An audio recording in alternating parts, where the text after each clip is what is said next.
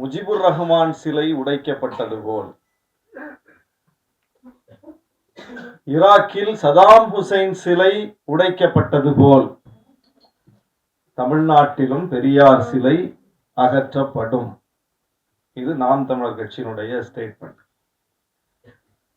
இப்பதான் ரொம்ப பெருமையா இருக்கு. பெரியார் மீது நமக்கு ரொம்ப மதிப்பும் வருது. சதாம் ஹுசைன் யார்? உயிரை வேண்டுமானாலும் கொடுக்கிறேன், மண்ணுக்காக உறுதியோடு நிற்பேன் என்று சொன்ன மாவீரன். சதாம் ஹுசைனை தூக்கிலேற்றியது யார்? அமெரிக்க ஏகாதிபத்தியம். ஏகாதிபத்தியம் தூக்கிலேற்றியது, ஏகாதிபத்தியம் அவரை வீழ்த்தியது, ஏகாதிபத்தியம் அவரை ஆட்சியிலிருந்து அகற்றியது. இத்தனையும் செய்த ஏகாதிபத்தியம் தனக்கான பொம்மை அரசை ஈராக்கில் நிறுவி அவர்களை கொண்டு சதாம் ஹுசைன் சிலைகளை அகற்றியது. லெனின் யார்? மாபெரும் புரட்சியாளன், இடதுசாரி பொது உடைமை கோட்பாட்டின் மிகப்பெரிய குறியீடு. அந்த கோட்பாட்டின் வழி நின்று இந்தியாவில் திரிபுராவில் ஆட்சியை பிடித்த இடதுசாரிகள் அவரை போற்றும் விதமாக வைத்த சிலை லெனின் சிலை. அந்த இடதுசாரிகளின் ஆட்சியை பொய் சொல்லி, புறம் சொல்லி, அவதூறு பரப்பி, மக்களிடையே பிளவு ஏற்படுத்தி பாஜக பிடிக்கிறது. அந்த ஆட்சி வந்து அமர்ந்த பிறகு பாஜகவினுடைய குண்டர்கள், சங் பரிவார் குண்டர்கள் போய் லெனின் சிலையை அப்புறப்படுத்துகிறார்கள்.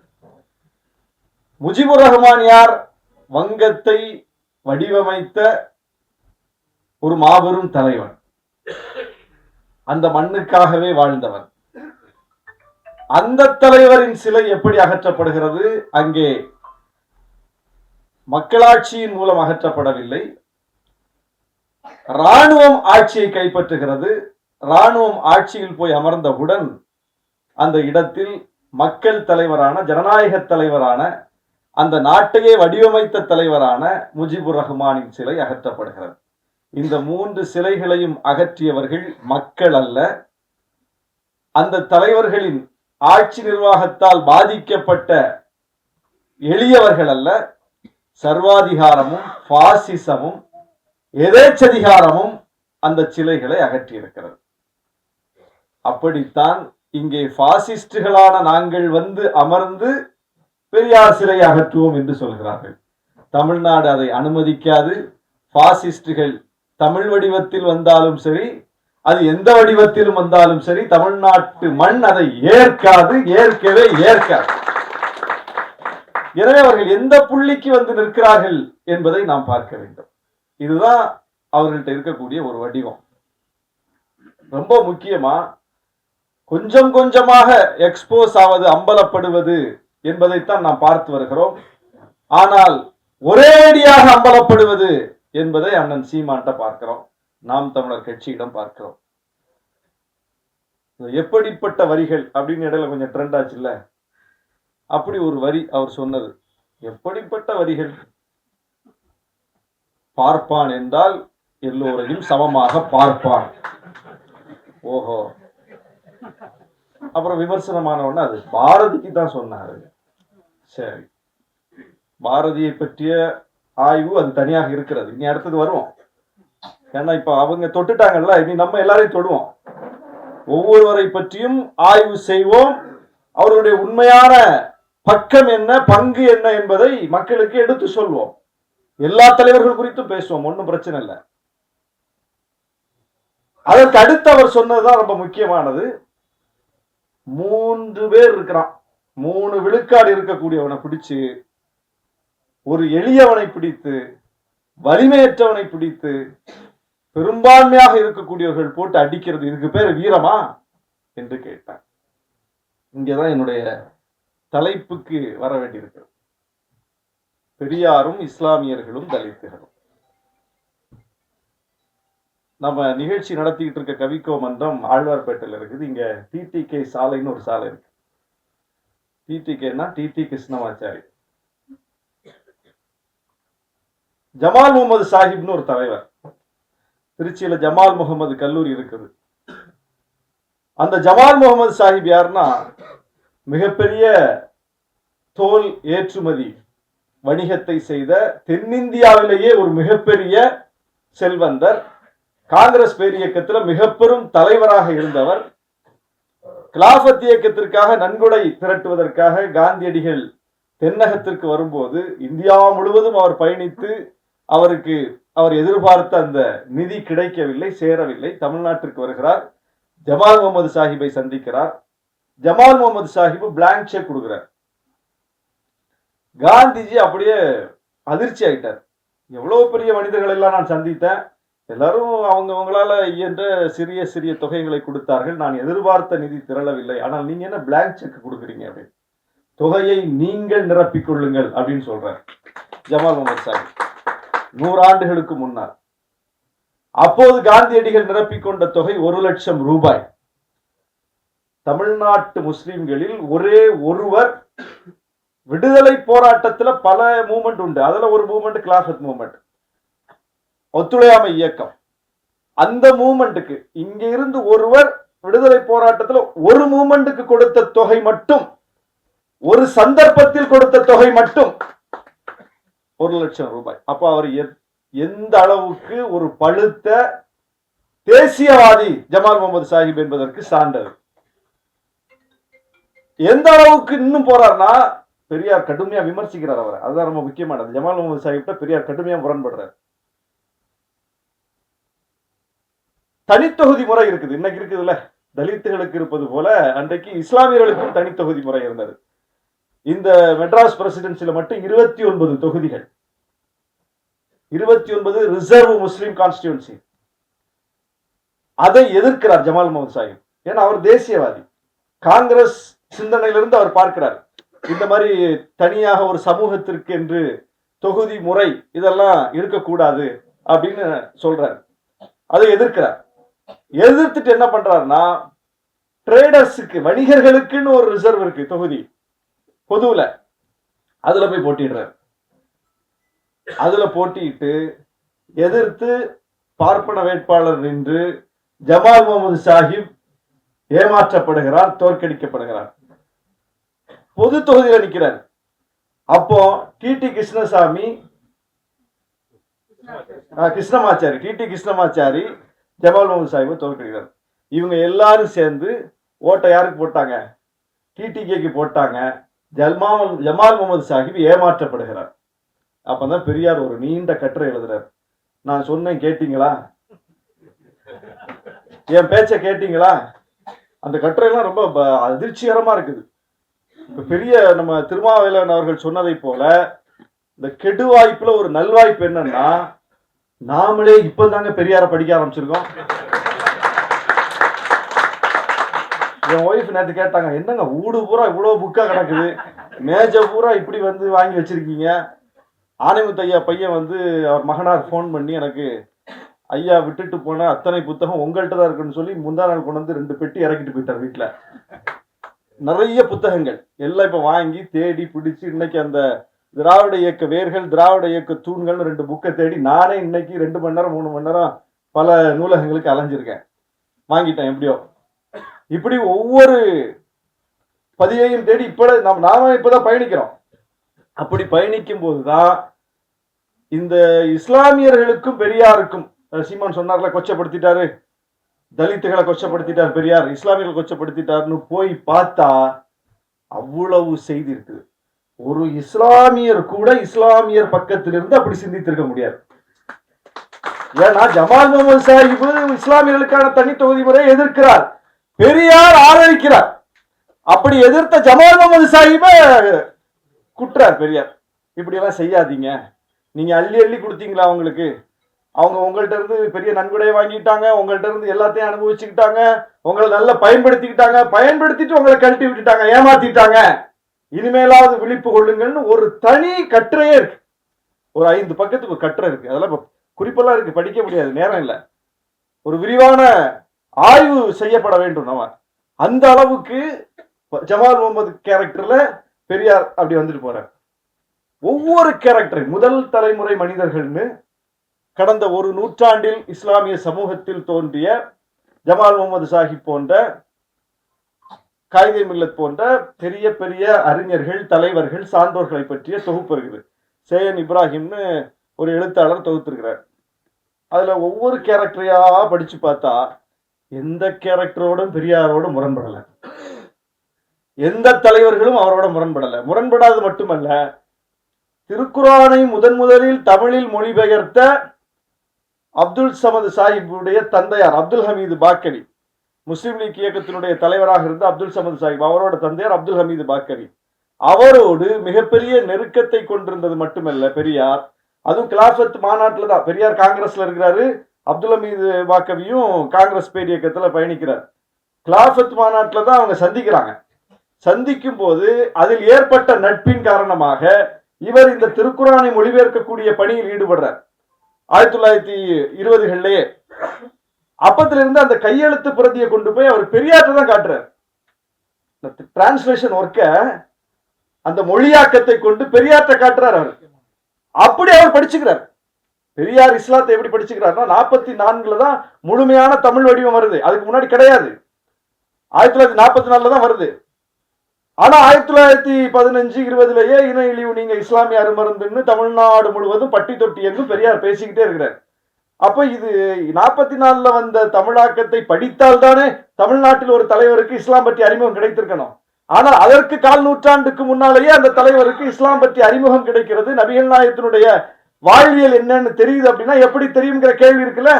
எப்படி தெரிந்தது என்றால் அப்துல் ஹமீது பாக்கியுடனான அவருடைய உரையாடல் தான் காரணம். அதுக்கு குடியரசுல ஒரு மதிப்புரை எழுதுறார் பெரியார். இயற்கை மதம் அப்படின்னு அப்துல் ஹமீது பாக்கவி ஒரு நூல் வெளியிடுறார். அந்த நூலை பற்றி ஒரு மதிப்புரை எழுதுறார். அதுவும் இருக்கு. அதுல என்ன சொல்லியிருக்காருன்னு ஒவ்வொரு கேரக்டரா வருது. இதெல்லாம் தொடக்க காலங்கள். அதுக்கப்புறம் இறுதி காலம். இப்ப நடுவுல தான் இந்த பிரச்சனை. எந்த பிரச்சனை? முஸ்லிம்கள் குறித்து அவர் கடுமையான விமர்சனத்தை வைத்தது 1962, 64 காலகட்டம். இறுதி காலத்துல பெரியார் மறைவதற்கு ஓராண்டுக்கு முன்னால் காயிதே மில்லத் மறைந்து போகிறார். காயிதே மில்லத்தினுடைய இறுதி மரியாதை புதுக்கல்லூரி, சென்னை புதுக்கல்லூரி வளாகத்துல அவருடைய உடல் வைக்கப்பட்டிருக்குது. அங்க பார்க்க வர்றார் பெரியார். அவரை பார்க்க போனது அந்த சம்பவம் எப்படி நடந்துச்சு அப்படிங்கறத ஏற்கனவே நான் சொல்லியிருக்கேன். அது எல்லாராலும் இப்போ பரவலா பேசப்பட்டிருக்கு. புதுக்கல்லூரி வளாகத்துல பெரியாருடைய வேன் நின்னோன்னா இசைமுரசு நாவூர் அனிபா போய் அவரை தாங்கி கொண்டு காயிதே மில்லத் உடலை பார்க்க வரும்போது வருகிற வழியில், அந்த இடைப்பட்ட வழியில் பெரியார் இந்த சமுதாயத்தை யார் காப்பாத்துவா இனிமேல், இந்த மக்களுக்கு உண்மையான ஒரு தலைவரா இருந்தார, தம்பி நீங்க போயிட்டீங்களே, நான் போய் நீங்க வாழ்ந்திருக்க கூடாதா அப்படின்னு உணர்ச்சி பொங்க பேசுறார். இதை நாவூர் அனிபா பதிவு பண்றார். இதை நான் ஏற்கனவே நம்ம நண்பர்கள் ஏற்பாடு செய்த கூட்டத்துல இந்த வரலாற்று சம்பவத்தை சொல்லியிருந்தேன். உடனே அந்த நாம் தமிழரை சார்ந்த தம்பிகள் என்ன சொல்றாங்கன்னா, யார் சொன்னது இத? நாவூர் அனிபா. அவரே ஒரு 200 ரூபா ஊப்பிட்டாங்க, அவர் சொல்றதை எப்படி கேட்க முடியும் அப்படின்ட்டாங்க. இது என்னடா வம்பா போச்சு அப்படின்ட்டு இதை எடுத்துட்டு வந்திருக்கேன்.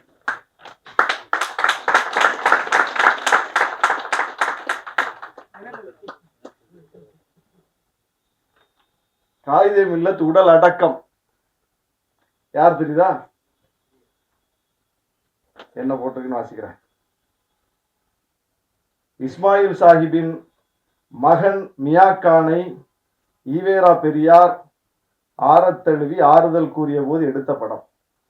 தினத்தந்தியில காயிதே மில்லத் இறப்பு குறித்து வந்திருக்கிற முதல் பக்க செய்தியில பெரியார் அந்த இறுதி நிகழ்வில் பங்கேற்றதுதான் அட்டை செய்தியாவே வந்திருக்கு. இதுக்கு அடுத்த வருஷம் பெரியார் மறைஞ்சு போயிறாரு. இது 72 ஏப்ரல் 5, 73 டிசம்பர் 24 பெரியாரே மறைஞ்சு போயிறாரு. அப்ப பெரியாரின் இறுதி காலம் வரை அவர் இந்த மக்களோடு நின்றிருக்கிறார். இந்த மக்களின் நலனுக்காக நின்றிருக்கிறார். இந்த மக்களின் நலனுக்காக நின்றவர்களோடு நின்றிருக்கிறார்.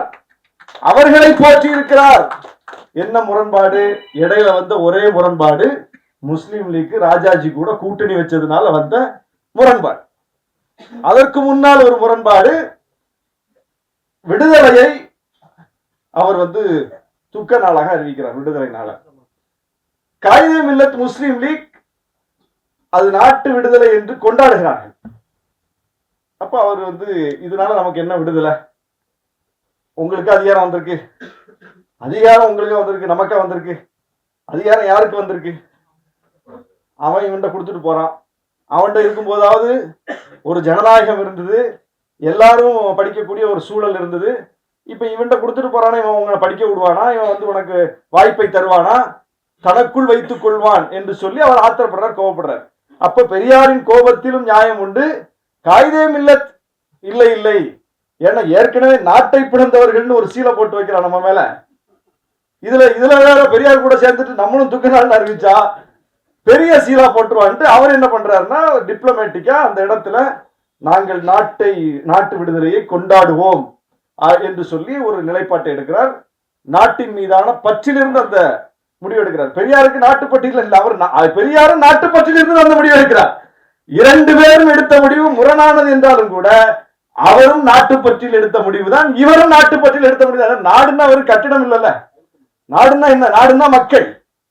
மக்கள் விடுதலை அடைகிறார்களா என்பதுதான் பெரியார் பார்த்தது. அப்ப அந்த இடத்துல அந்த ரெண்டு முரண்பாடு தான்.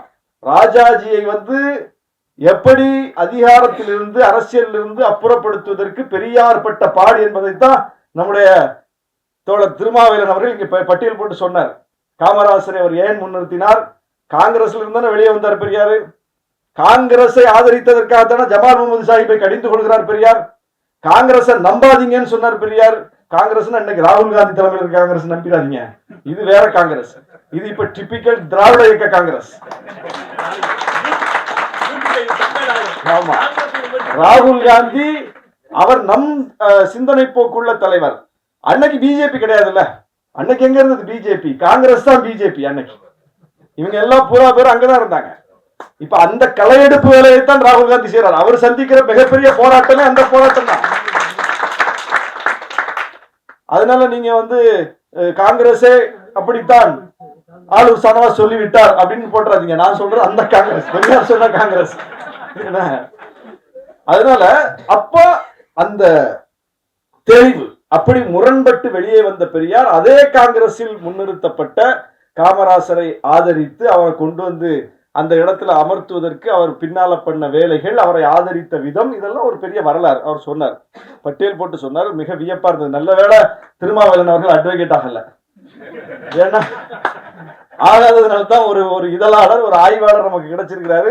இப்படிப்பட்ட செய்திகள் இன்னைக்கு ஏன்னா எல்லாத்தையும் உட்கார்ந்து எல்லா பத்திரிகைகளையும் எல்லா இதழ்களையும் புரட்டி எல்லா நூல்களையும் புரட்டி பார்க்கக்கூடிய நிலை இன்னைக்கு இல்லை யாருக்கும். அப்ப அதை புரட்டி அதை உள்வாங்கி கொண்டு எல்லோருக்கும் புரியும் மொழியில் வெளிப்படுத்துவதற்கு ஒருவர் நமக்கு தேவை. அந்த வேலையை தான் பெரியார் செஞ்சார். அவர் உட்கார்ந்து ஆய்வு பண்ணி எல்லாத்தையும் பேசி இந்த வெகுமக்கள் வெளிக்கு அவர் உள்வாங்கியவற்றை வெளிப்படுத்தியதன் விளைவாகத்தான் ஒரு கிளர்ச்சி வெடித்தது, ஒரு சமூக மாற்றம் நடந்தது. அந்த அடிப்படையில இது போன்றவர்கள் நமக்கு இன்னைக்கு தேவை. அப்ப பெரியார் முரண்பட்ட விஷயங்கள் கூட நியாயமானது, இந்த மக்களுக்கானது. இது முஸ்லிம் தரப்புல. தலித்துகள் தரப்புல ரொம்ப முக்கியமானது 1929 சுயமரியாதை மாநாட்டில் அவர் போட்ட தீர்மானம். என்ன போடுறாரு? சாலைகள், குளங்கள், கோயில்கள் முதலான பொது இடங்களில் தலித் மக்களுக்கு சம உரிமை அளிக்க வேண்டும், அதற்கான சட்டங்களை இயற்ற வேண்டும். யாரும் தம் பெயருடன் சாதியை இணைத்துக் கொள்ளக்கூடாது என்பதற்கு சட்டம் வேண்டும். தலித் குழந்தைகளுக்கு இலவச கல்வி, உணவு, உடை, புத்தகங்கள் வழங்க வேண்டும். புறம்போக்கு நிலங்களை தலித் மக்களுக்கு பகிர்ந்தளிக்க வேண்டும், பிரித்தளிக்க வேண்டும். காலியாகும் அரசு பணியிடங்களை தலித்துகளை கொண்டு நிரப்ப வேண்டும். இன்னைக்கு கூட நம்ம என்னென்ன கோரிக்கைகளை வைக்கிறோமோ, ஒரு நூற்றாண்டுக்கு முன்பே அந்த கோரிக்கைகளை வைத்து சுயமரியாதை இயக்கத்தினுடைய முதல் மாநாட்டிலேயே 1929 இப்படிப்பட்ட தீர்மானங்களை போடுவதற்கு எப்படிப்பட்ட தலித்திய பார்வை ஒரு தலைவருக்கு இருந்திருக்கணும். அதுதான் முக்கியமானது. அந்த பார்வை, அந்த சிந்தனை போக்கு, அதில் குறித்த ஒரு ஆழமான பிடிப்பு இருந்தா மட்டும்தான் இப்படிப்பட்ட தீர்மானங்களை வடிக்க முடியும். சரி, வெறும் தீர்மானம் மட்டும்தான் போட்டாரா பெரியாரு? இந்த தீர்மானங்களை வலியுறுத்தி போராட்டங்களை நடத்தி இருக்கிறார். தமிழ்நாட்டிலும் புதுவையிலும் போராட்டங்களை நடத்தி இருக்கிறார். சிறை சென்றிருக்கிறார். சாதி சங்க மாநாட்டிலும் பெரியார், சாதி ஒழிப்பு மாநாட்டிலும் பெரியார் ஒரு புத்தகமே இருக்கு, சுபகுணராஜன் எழுதியிருக்கிறார். சாதி சங்க மாநாட்டிலும் பெரியார், சாதி ஒழிப்பு மாநாட்டிலும் பெரியார். சாதி ஒழிப்பு மாநாட்டிலும் பெரியாருங்கிற அந்த டைட்டிலுக்கு கீழே வரக்கூடிய எல்லா மாநாட்டு உரையையும் போய் படிங்க. சாதி ஒழிப்பு மாநாட்டில் வீரவசமா பேசுவோம். ஏன்னா யார் வருவா? சாதி ஒழிப்பு கொள்கை உள்ளவர்கள் கூடுவார்கள். சாதியை ஒழிக்க வேண்டும், அப்படி செய்யணும், இப்படி செய்யணும், எல்லாம் எங்க பேசுவோம்? அந்த கருத்தை ஏற்றுக்கொண்டவர்கள் மத்தியில வீரவசமா பேசுவோம். அப்படி சாதி ஒழிப்பு மாநாட்டில் பெரியார் என்னென்ன பேசினாரோ ரொம்ப ரொம்ப அழகு. அதை சாதி சங்க மாநாட்டில் அதையே பேசியிருக்கார். அது மிகப்பெரிய வியப்பான ஒன்று. பிற்படுத்தப்பட்ட மக்களுக்குத்தான் பெரியார் தலைவர், தலித் மக்களுக்கு அல்ல அப்படின்னு ஒரு கருத்துருவாக்கம். பிற்படுத்தப்பட்ட மக்கள்கிட்ட தான் சொல்றார், போய் நீ சாதியை கட்டிக்கிட்டு அல்லாத, அது இழிவு என்று யாருக்கு சொல்ல வேண்டுமோ அவர்களுக்கு சொல்கிறார். பார்ப்பனர்களை எதிர்ப்பதோடு நம் வேலை முடிந்துச்சு நினைக்காத, அந்த சிந்தனை தாக்கம் உன்கிட்டையும் இருக்கு, அதிலிருந்து நீ விடுபடணும் என்று சொல்லி அந்த மக்கள் மத்தியில் போய் மிகப்பெரிய ஒரு வேலையை செய்யறாரு. பறையருக்கு மேலாக இருந்தால் போதும் என நினைக்காதீர்கள், தீண்டாமையை கைவிடாமல் உங்கள் ஜாதி இழிவு ஒழியும் என்று நினைக்காதீர்கள் அப்படின்னு யார்கிட்ட பேசுறாருன்னா பிற்படுத்தப்பட்ட மக்கள்கிட்ட பேசுறாரு. அப்போ 1929 முதல் மாநாட்டில் போடுறாரு தீர்மானத்தை. சொன்ன திருமாவளவன் அவர்கள் குறிப்பிட்டது போல அந்த கடைசி மாநாடு அவருடைய வாழ்வின் இறுதியாக அவர் நடத்திய தமிழர் சமுதாய இழிவு ஒழிப்பு மாநாடு 1973. அதுல ரொம்ப முக்கியமான ஒரு தீர்மானம் போடுறார்.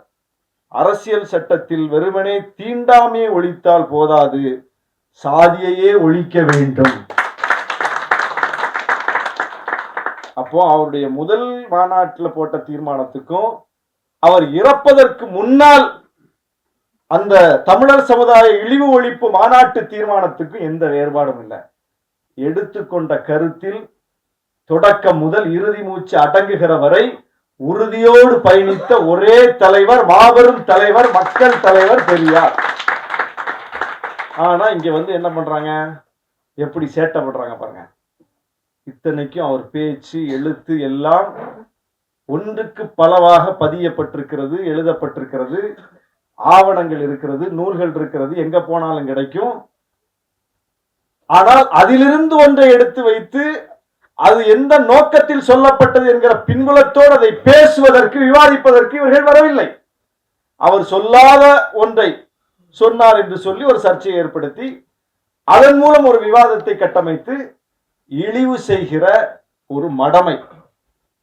ஆனாலும் நாம் உண்மையை சொல்ல வேண்டியிருக்கிறது. நீங்க ரொம்ப முக்கியமான ஒரு கருத்தை முன் வச்சிருக்காங்க. என்னன்னா, திராவிடர்களுக்கு ஒரு பெரியார், தமிழர்களுக்கு 1000 பெரியார் அப்படின்னு சொல்லி இந்த பக்கம் பெரியார் முகம், அந்த பக்கம் நிறைய முகம். யாரெல்லாம் பார்த்தா இந்த அரங்கத்தில் இருக்கிற எல்லா முகத்தையும் சேர்த்து வச்சிருக்காங்க. இதுல இல்லாத முகங்களும் இருக்கு. சரி, அது எந்தெந்த முகம்லாம் அப்படின்னு பார்த்தா பாவேந்தர், அவர் யாரா? அவர் பெரியாரிஸ்ட். அப்புறம் எத்தனை எத்தனை பேர், நீ யாரை முன்னிறுத்தினாலும் அவங்க கட்சியில சீமான் அவர்களால் மாமா மாமா என்று அன்போடு அழைக்கப்படுகிற என்னுடைய உறவினர் தான், என்னுடைய ஊர்க்காரர் தான்.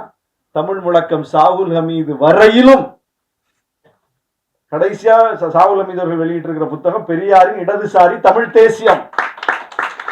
அந்த பின் அட்டையில அவர் எழுதி வச்சிருக்கிறார், பெரியாரை இப்படி இகழக்கூடியவர்கள் வருவார்கள். தமிழ் முழக்க சாகுல் ஹமீதே ஒரு தீர்க்கதரிசி எழுதி வச்சிருக்கிறார். பெரியாரை இப்படி இகழக்கூடியவர்கள் வருவார்கள், யார் இகழ்ந்தாலும் யார் அவரை தூற்றினாலும் அவர் மிகப்பெரிய தலைவர் அப்படின்னு அவர் எழுதி வச்சிருக்கிறார். அதை கட்டுடைப்பதற்கு, இது போன்ற அவதூறுகளை கட்டுடைப்பதற்கு இது போன்ற நூல்கள் தேவைன்னு சொல்லி அந்த நூலை பதிப்பிச்சு வெளியிட்டு, பதிப்பாளர் அந்த வெளியீட்டு உரையை அவர் அதுல எழுதி வச்சிருக்கிறார். அப்போ எத்தனை எத்தனை மனிதர்களை பார்க்கிறோம். எல்லோரும் பெரியாரை போற்றி இருக்கிறார்கள். யாரும் பெரியார்ட்ட முரண்படல. முரண்பட்டவர்கள் கூட முரண் வரலாம், முரண் வராம இருக்க முடியாதுல்ல.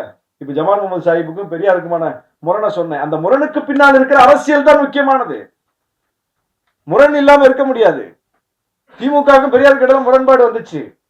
அந்த முரணுக்கு பின்னால் இருக்கிற நோக்கம் என்ன, அரசியல் என்ன என்பதும் முக்கியமானது. ஆட்சியில் அமர்ந்த பிறகு அவர்கள் பெரியாருடைய கொள்கைகளை நடைமுறைப்படுத்துவார்கள் என்கிற நிலை வந்த போது அவர்கள்தான் பெரியாரை தேடி போய் இந்த ஆட்சியே உங்களுக்கு சமர்ப்பணம் என்று சொன்னார்களே தவிர பெரியார் அவங்கள தேடி போகல.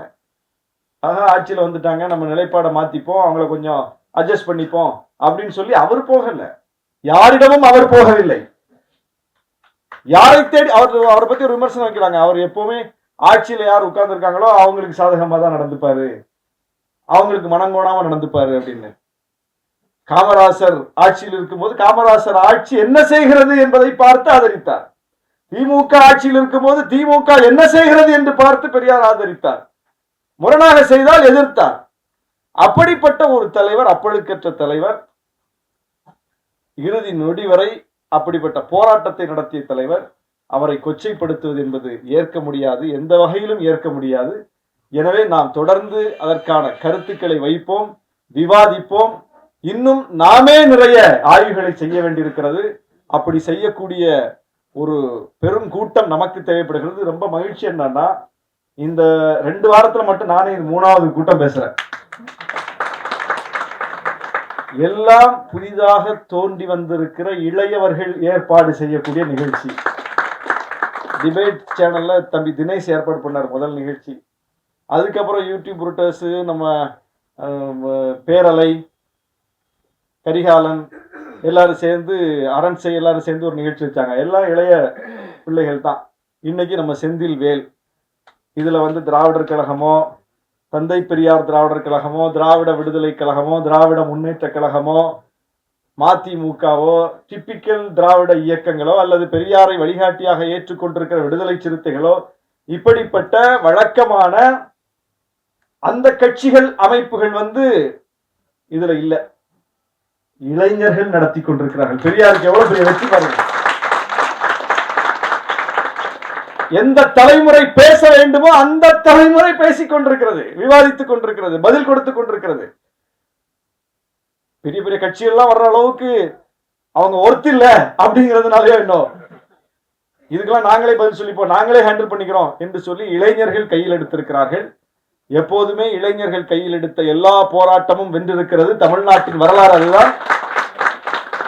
எனவே அந்த அடிப்படையில் பெரியார் என்றென்றும் பெரியார், வெல்வார் வெல்வார், அவர் கொள்கை நமக்கு என்றும் தேவை என்று சொல்லி வாய்ப்புக்கு நன்றி கூறி விடைபெறுகிறேன். நன்றி, வணக்கம்.